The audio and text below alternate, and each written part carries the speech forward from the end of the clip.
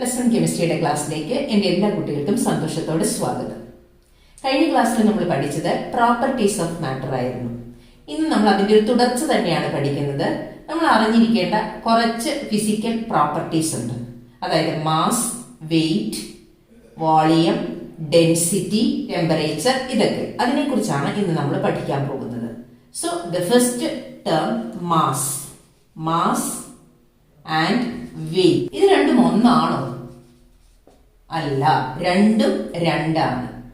Mass എന്ന് പറഞ്ഞു കഴിഞ്ഞാൽ ഒരു സബ്സ്റ്റൻസിലുള്ള എമൗണ്ട് ഓഫ് മാറ്റർ, എന്തുമാത്രമുണ്ട്. So amount of matter present in a substance is known as mass. അതിനെയാണ് നമ്മൾ എന്തെന്ന് വിളിക്കുന്നത്? മാസ് എന്ന് വിളിക്കുന്നത്. ഇപ്പൊ ഈ പേനയിൽ എന്തുമാത്രം മാറ്റർ ഉണ്ട്, അതിനെയാണ് നമ്മൾ എന്തെന്ന് വിളിക്കുന്നത്? മാസ് എന്ന് വിളിക്കുന്നത്. ഇനി വെയിറ്റ് എന്ന് പറഞ്ഞാൽ എന്താണ്? It is the force exerted by gravity on an object. ഈ ഒബ്ജക്റ്റില് ഒരു ഗുരുത്വാകർഷണ ബലമുണ്ട്, അല്ലെ? നമ്മൾ പഠിച്ചിട്ടുണ്ട് ഗുരുത്വാകർഷണ ബലത്തെ കുറിച്ച്, അല്ലെ? ഫോഴ്സ് ഓഫ് ഗ്രാവിറ്റി എന്ന് പറയും. ആ ഫോഴ്സ് ആണ് എന്തെന്ന് പറയുന്നത്? വെയിറ്റ് എന്ന് പറയുന്നത്. So wait is the force exerted by gravity, ഗുരുത്വാകർഷണ ബലം മൂലം ഒരു ഒബ്ജക്റ്റിൽ എക്സേർട്ട് ചെയ്യപ്പെടുന്ന ഫോഴ്സ്. അതൊരു ബോളാകാം, അല്ലെങ്കിൽ എന്ത് സാധനത്തിലും നമുക്കൊരു ഭൂമിക്ക് ഒരു ഗുരുത്വാകർഷണ ബലമുണ്ടല്ലേ? അപ്പൊ ആ force exerted by gravity on an object is known as weight. നമ്മൾ പഠിച്ചിട്ടുണ്ട് ഫോഴ്സ് എന്ന് പറയുന്നത് എന്താണ്? Mass into acceleration. Acceleration Malayalam മീഡിയംകാർ പഠിച്ചിരിക്കുന്ന ത്വരണം എന്നായിരിക്കും, അല്ലെ? ത്വരണം. സോ ഇതാണ് വെയിറ്റ് എന്ന് പറയുന്നത്. ഓക്കെ, ഇനി ഈ മാസ് എന്ന് പറയുന്നത് എവിടെ പോയാലും ഒരു വ്യത്യാസവും കാണില്ല. ഇതിനകത്തുള്ള എമൗണ്ട് ഓഫ് മാറ്റർ എവിടെ പോയാലും മാറ്റം ഉണ്ടാവുമോ? ഇല്ല. So the second point is mass is constant. Mass എന്താണ്? കോൺസ്റ്റന്റ് ആണ്. എന്നാൽ വെയിറ്റ് നമുക്കറിയാം, ഫോഴ്സ് ഓഫ് ഗ്രാവിറ്റി അല്ലെങ്കിൽ ഗുരുത്വാകർഷണ ബലം പല സ്ഥലത്തും പല രീതിയിലാണ് അനുഭവപ്പെടുന്നത്. നമ്മൾ പഠിച്ചിട്ടുണ്ട്, ചന്ദ്രനിൽ പോയാൽ അവിടെ ഫോഴ്സ് ഓഫ് ഗ്രാവിറ്റി കുറവാണ്. അവിടെ 1.625 മീറ്റർ പെർ സെക്കൻഡ് സ്ക്വയർ ആണ് ഫോഴ്സ് ഓഫ് ഗ്രാവിറ്റി എന്ന് പറയുന്നത്. എന്നാൽ എർത്തിൽ എത്രയാണ് നമ്മൾ പഠിച്ചിട്ടുണ്ട്? 9.8 മീറ്റർ പെർ സെക്കൻഡ് സ്ക്വയർ. വ്യത്യാസം കണ്ടില്ലേ? അപ്പോൾ ആ വെയിറ്റ് എന്ന് പറയുന്നത് ഫോഴ്സ് ഓഫ് ഗ്രാവിറ്റി മാറുന്നതിനനുസരിച്ച്, ഗുരുത്വാകർഷണ ബലം മാറുന്നതിനനുസരിച്ച് എന്ത് മാറിക്കൊണ്ടിരിക്കും? വെയിറ്റ് മാറിക്കൊണ്ടിരിക്കും. അപ്പൊ നമുക്ക് ഇവിടെ എന്ത് എഴുതാം? മാസ് കോൺസ്റ്റന്റ് ആണെന്ന് എഴുതിയ പോലെ വെയിറ്റ് കോൺസ്റ്റന്റ് ആണെന്ന് എഴുതാൻ പറ്റുമോ? ഇല്ല. അപ്പൊ അവിടെ എന്ത് എഴുതണം? Weight changes with place. അതെന്തുകൊണ്ടാണ്? പ്ലേസിനനുസരിച്ച് ആര് മാറിക്കൊണ്ടിരിക്കുന്നു? ഫോഴ്സ് ഓഫ് ഗ്രാവിറ്റി മാറിക്കൊണ്ടിരിക്കുന്നു. ഓക്കെ, ഇനി ഈ മാസിനെ മെഷർ ചെയ്യുന്ന SI യൂണിറ്റ് കിലോഗ്രാം ആണ്. സിമ്പിൾ ആണ് ഞാൻ എഴുതിയിരിക്കുന്നത്, കിലോഗ്രാം ആണ്. ഇനി വെയിറ്റിന്റെ SI യൂണിറ്റ് എന്തായിരിക്കും? വെയിറ്റിന്റെ SI യൂണിറ്റ് നമുക്ക് എഴുതാം. മാസിന്റെ SI യൂണിറ്റ് എന്താണ്? കിലോഗ്രാം ആണ്. ഇനി ത്വരണം അല്ലെങ്കിൽ ആക്സലറേഷന്റെ SI യൂണിറ്റ് എന്താണ്? ത്വരണം എന്നുള്ളത് മലയാളം മീഡിയംകാർ പഠിച്ചിരിക്കുന്ന എന്താണ്? പ്രവേഗം ബൈ സമയം, അല്ലെ? അപ്പൊ പ്രവേഗം എന്ന് പറയുന്നത് എന്താണ്? വെലോസിറ്റി ബൈ ടൈം ആണ്. അപ്പൊ അതിന്റെ യൂണിറ്റ് എന്താണ്? Metre per second square. അപ്പൊ ഇതാണ് SI യൂണിറ്റ്, അല്ലെങ്കിൽ നമുക്ക് ന്യൂട്ടൺ. SI യൂണിറ്റ് ഏതാണ്? ന്യൂട്ടൺ. അതിനെ ഇങ്ങനെയും പറയാം, kilogram metre per second square. ഇത് സാധാരണഗതിയിൽ ഇങ്ങനെ എഴുതാറുണ്ട്, kilogram metre second raise to -2. ഇങ്ങനെ ബാറിട്ട് എഴുതുന്നതിന് പകരം ഇങ്ങനെയും എഴുതാറുണ്ട്. ഇതെല്ലാം നമുക്ക് പ്രോബ്ലം ചെയ്യുമ്പോൾ വേണ്ടതാണ് കേട്ടോ. ഓക്കെ, സാധാരണഗതിയിലെ കെമിസ്ട്രി ലാബിലൊക്കെ നമ്മൾ മെഷർമെന്റ് എടുക്കുന്നത് കിലോ കണക്കിന് സാധനങ്ങളൊന്നും നമുക്ക് അവിടെ വേണ്ട, കുറച്ചൊക്കെ മതി. അപ്പൊ നമ്മൾ എന്ത് ചെയ്യും? മെഷർ ചെയ്യുന്നത് ഗ്രാം ആണ് നമ്മൾ ഉപയോഗിക്കുന്നത്. ഇനി ചിത്രത്തിലേക്ക് ഒന്ന് നോക്കിക്കേ. ഒരു സബ്സ്റ്റൻസിന്റെ മാസ് കൃത്യമായിട്ട് കണ്ടുപിടിക്കാൻ ലാബുകളിൽ ഉപയോഗിക്കുന്ന അനലിറ്റിക്കൽ ബാലൻസ് ആണ് കാണുന്നത്. ഇത് വെച്ച് നമുക്ക് പല കെമിക്കൽ സബ്സ്റ്റൻസിന്റെയും മാസുകള് നമ്മൾ എടുക്കാറുണ്ട്. കൂടാതെ ഇലക്ട്രിക്കൽ ബാലൻസും ഉപയോഗിക്കുന്നുണ്ട്. ഇലക്ട്രിക്കൽ ബാലൻസ് കുറച്ചുകൂടി എളുപ്പമാണ്. ഏതിന്റെയാണോ മാസ് കണ്ടുപിടിക്കേണ്ടത് ആ മാസ് അവിടെ എഴുതി കാണിക്കും. പക്ഷേ അനലിറ്റിക്കൽ ബാലൻസിൽ നമ്മളത് മാനുവലായിട്ട് ചെയ്യണം. അതാണ് വ്യത്യാസം. ഓക്കെ, അടുത്തത് വോളിയം. വോളിയത്തിന്റെ കോമൺ ആയിട്ട് ഉപയോഗിക്കുന്ന യൂണിറ്റ്, കോമൺ യൂണിറ്റ് എന്ന് പറയുന്നത് എന്താണ്? ലിറ്റർ ആണ്. ലിറ്റർ, അതിന്റെ സിമ്പല് L ആണ്. But this is not an SI unit. ഇതെന്തല്ല? Not SI unit. അത് ഓർത്തിരിക്കണം. വോളിയത്തിന്റെ SI യൂണിറ്റ് എന്ന് പറയുന്നത് അത് ലെങ്തിൽ പറയുന്ന യൂണിറ്റ് ആണ്. SI unit of volume is equal to metre cube. എന്താണ്? മീറ്റർ ക്യൂബ് ആണ്. നമ്മൾ സാധാരണ ഗതിയിൽ വോളിയം പറയുന്നത്, നമ്മൾ കടകളിലൊക്കെ പോയി വാങ്ങിക്കാറുണ്ട്. 1 ലിറ്റർ പാല് അല്ലെങ്കിൽ 1/2 ലിറ്റർ പാല്, 1 ലിറ്റർ വെളിച്ചെണ്ണ, അങ്ങനെയൊക്കെ നമ്മൾ വാങ്ങിക്കാറുണ്ട് അല്ലേ? അപ്പൊ അങ്ങനെ വാങ്ങിക്കുമ്പോൾ നമുക്കറിയാം 1 ലിറ്റർ എന്ന് പറയുന്നത് എത്ര മില്ലി ലിറ്റർ ആണ്?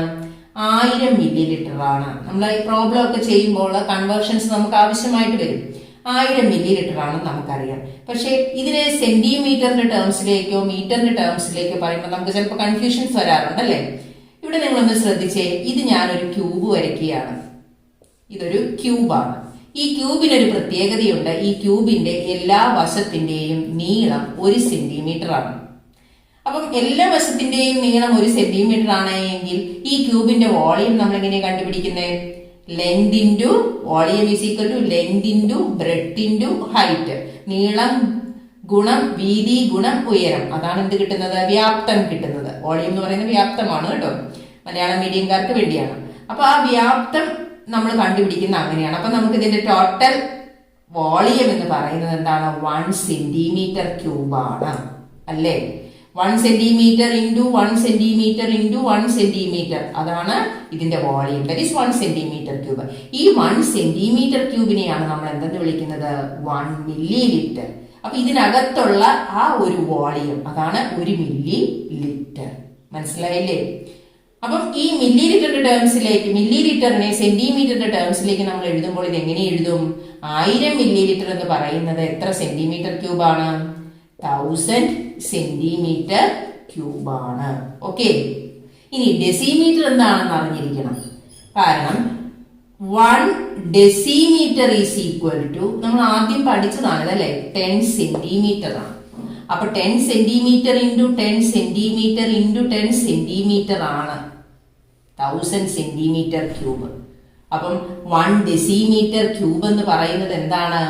1000 സെന്റിമീറ്റർ ക്യൂബാണ്. നോക്കിക്കേ, അപ്പം 1000 centimetre cube is equal to എന്താണ്? 1 ഡെസിമീറ്റർ ക്യൂബ്. കണ്ടോ? അപ്പൊ ഇതിന്റെ ക്യൂബ് എടുക്കുമ്പോൾ നമുക്ക് കിട്ടും 10 centimetre into 10 centimetre into 10 centimetre, that is 1000 centimetre cube. അതിലേ എഴുതിയിരിക്കുന്നത്.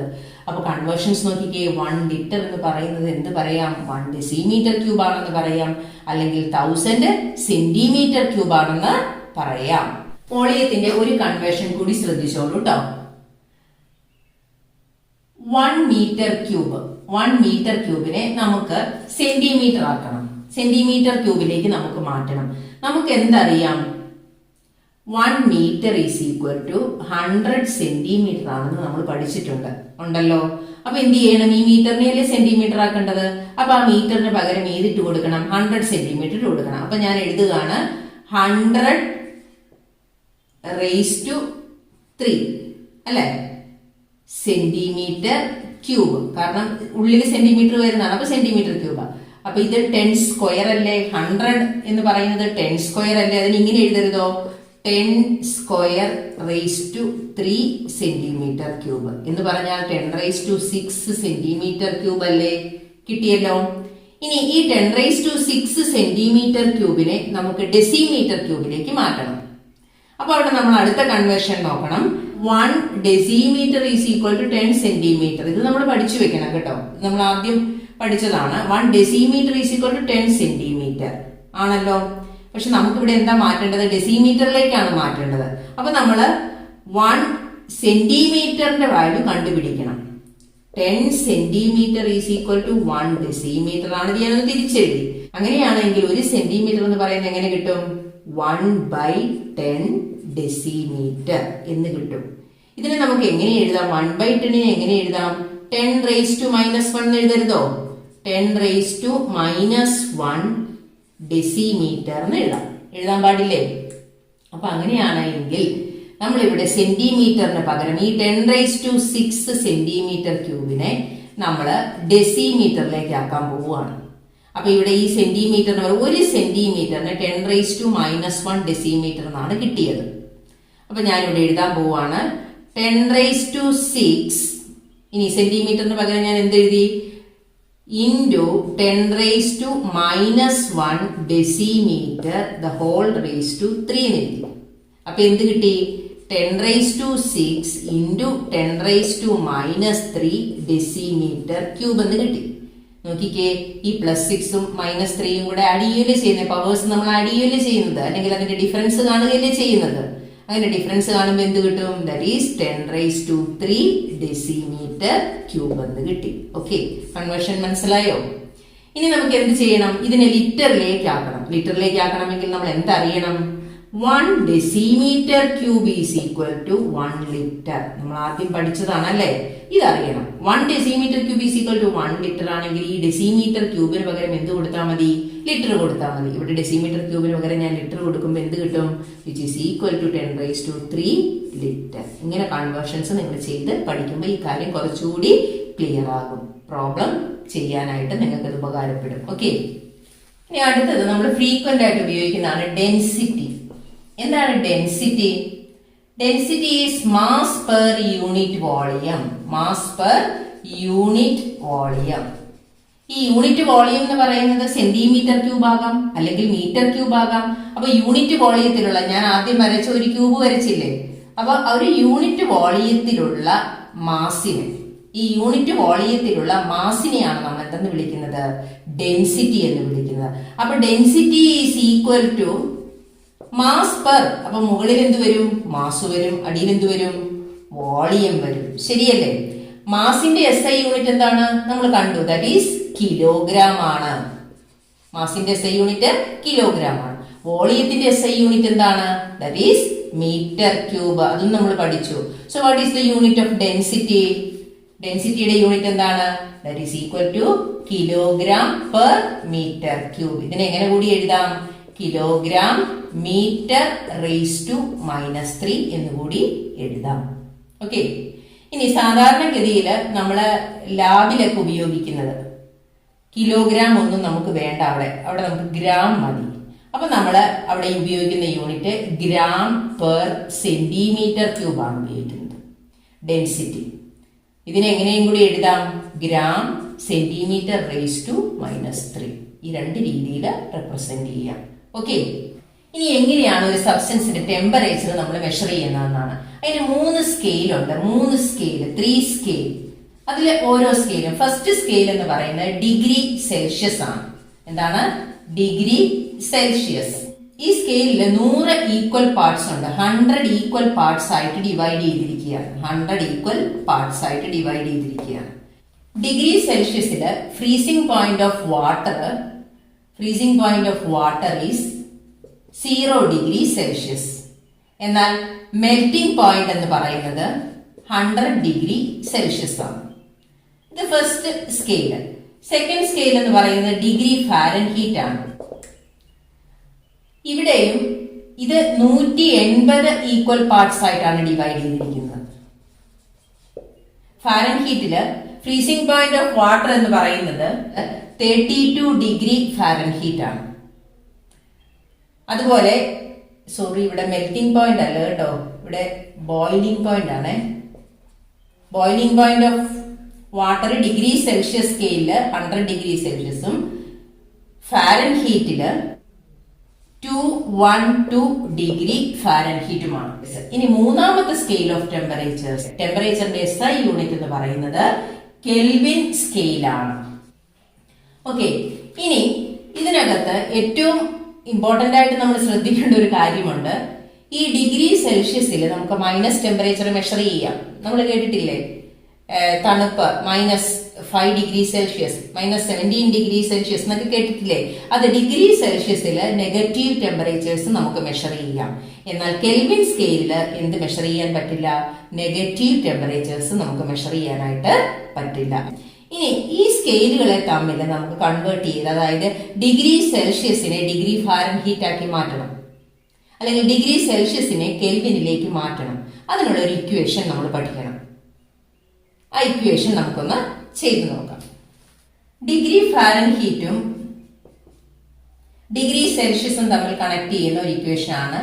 Degree Fahrenheit is equal to 9/5 degree Celsius plus 32. ഇതാണ്.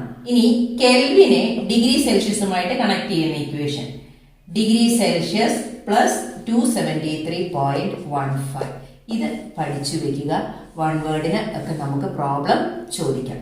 ഇത് വെച്ച് നമുക്കൊരു പ്രോബ്ലം ഒന്ന് ചെയ്തു നോക്കാം. അതായത് 25 ഡിഗ്രി സെൽഷ്യസ് റൂം ടെമ്പറേച്ചർ ആണ്. 25 ഡിഗ്രി സെൽഷ്യസ്. അതിനെ നമുക്ക് ഡിഗ്രി ഫാരൻഹീറ്റിലേക്ക് ഒന്ന് മാറ്റി നോക്കാം. എന്ത് ചെയ്യണം?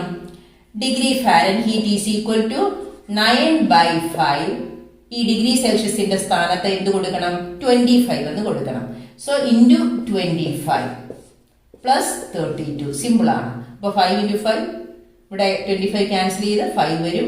5 × 9 45. 45 plus 32 is equal to 77 degree Fahrenheit കിട്ടും. Okay.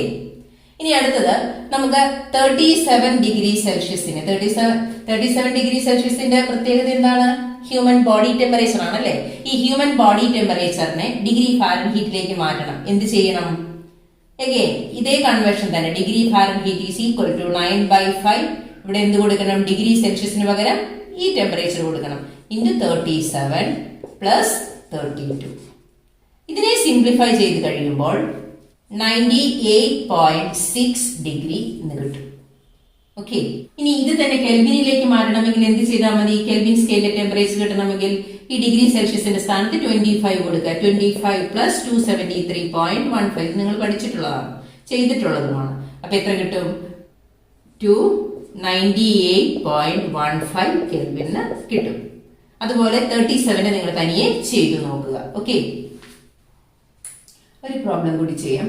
At what temperature both the Celsius and Fahrenheit scale read the same value? Same value കാണിക്കുന്നത് ഏത് ടെമ്പറേച്ചറിലാണെന്ന്. ഈ രണ്ട് സ്കെയിലും സെയിം ടെമ്പറേച്ചർ ആണ് കാണിക്കുന്നത്.